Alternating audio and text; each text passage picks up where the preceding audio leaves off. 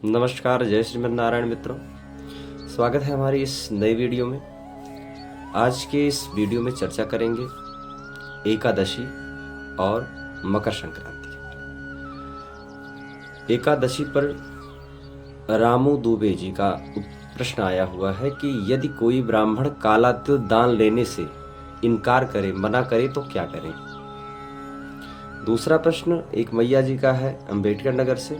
बृहस्पतिवार के दिन यदि मकर संक्रांति पड़ती है तो खिचड़ी कैसे बनाएं, कैसे छुएं, स्पर्श करें, दान कैसे करें। तो रामू भैया जी के लिए उत्तर ये है कि यदि कोई ब्राह्मण आप लड्डू बनाए हैं या काला तिल दान कर रहे हैं, कोई भी विप्र देवता लेने से इनकार करते हैं, वैसे कोई करेंगे नहीं, यदि मान लीजिए करते हैं तो जरूरी नहीं कि आप ब्राह्मण को दें। आपके मोहल्ले में, शहर में, नगर में कोई भी जरूरतमंद व्यक्ति यदि है तो आप उसे जो है दे सकते हैं। जरूरी नहीं कि आप ब्राह्मण को ही दें। मैं पहले भी वीडियो में कह चुका हूं और आज फिर कह रहा हूं, जो आपके पास में निकट में जरूरतमंद व्यक्ति हैं, यदि उनको वस्त्र की आवश्यकता है तो आप वस्त्र दान करें। जरूरी नहीं है कि आप एकादशी पर, मकर संक्रांति पर, दीपावली, होली पर दान करें। जब आवश्यकता समझें तब। यदि आप देख रहे हैं कि व्यक्ति को भोजन की आवश्यकता है तो आप उसे भोजन जरूर कराएं। हाँ, ये चीज मैं जरूर सबको बोलता हूँ, पैसा देने से बचिए। किसी को भी उसको आप चाय पिलाइए, भोजन कराइए, वस्त्र दीजिए। पैदल चल रहा है, आप टैक्सी पर बैठा दीजिए, भाड़ा रिक्शे वाले को दे दीजिए, लेकिन आप आवश्यक जो जरूरतमंद व्यक्ति हैं, जिनकी आवश्यकता है, उनको आप सहयोग कर सकते हैं। जो पुण्य आप गौ माता को, ब्राह्मण देवता को या तीर्थ स्थल पर किसी भी अपने पूजनियों को देते हैं, वो चीज़ यदि आप अन्य किसी व्यक्ति के साथ, जरूरतमंद व्यक्ति के साथ करते हैं तो वही पुण्य आपको मिलेगा। क्योंकि जो संकल्पित दिया जाता है वस्तु कोई भी हो या खाद्य पदार्थ हो, वो ब्राह्मण देवता को संकल्पित करके दिया जाता है। और दान में कोई ये नहीं कि आप ब्राह्मण देखें, श्रेष्ठ देखें, कोई भी मिले, दुखिया कोई भी हो, सबको दीजिए। क्योंकि ईश्वर अंश जीव अविनाशी, भगवान के सभी अंश हैं, तो सब में परमात्मा देखने की भावना रखिए। ठीक है।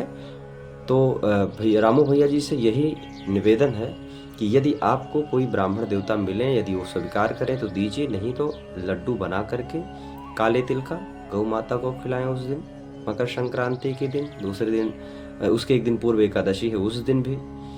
यदि नहीं मिलते हैं ब्राह्मण देवता तो गाय को खिलाना है। दूसरा काम, अगर आपके पास कोई सरोवर है, नदी है, उस नदी में आप डाल दीजिए, मछली खाएगी, पुण्य आपको मिलेगा। ठीक है।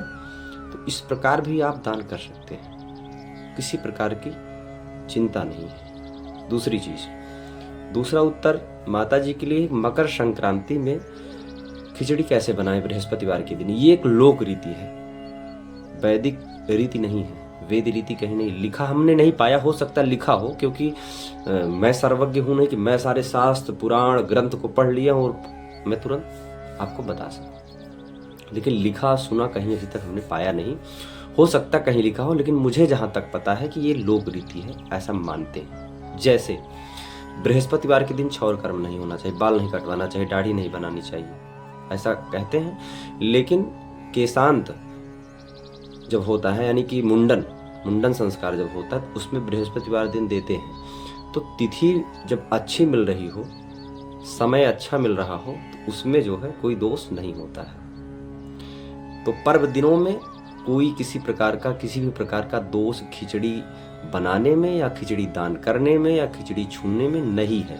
आप एक श्री वैष्णव संप्रदाय से दीक्षित हैं, श्री रामानुज संप्रदाय से। मैं भी दीक्षित हूँ और मुझे लगता है जो लोग मुझसे जुड़े हुए हैं उसमें 80 से 90% श्री रामानुज संप्रदाय से जुड़े हुए व्यक्ति हैं, अर्थात आप श्री वैष्णव हैं। आप वैष्णव होने के नाते धनुर्मास यानी कि जब सूर्य धनु राशि पर प्रवेश करता है, वृश्चिक राशि को छोड़ करके धनु राशि पे प्रवेश करता है, तो उसे धनुर्मास कहते हैं। दक्षिण भारत में धनुर मास में पूरा 1 महीना उत्सव मनाया जाता है और 1 महीना पूरा भगवान को प्रातःकाल पोंगल यानी खिचड़ी का भोग लगता है। मीठा पोंगल, नमकीन पोंगल बना करके भोग लगता है। शायद आपने भी सुना होगा जगन्नाथपुरी में पहला भोग खिचड़ी का ही लगता है, तो वहां पर दोष नहीं देखना है आपको। ठीक है, तो ये रहा आपका उत्तर। अब हम मिलेंगे आपको एक नई वीडियो में नई जानकारी के साथ। तब तक के लिए नमस्कार। जय श्रीमन नारायण। स्वस्थ रहें, मस्त रहें आप।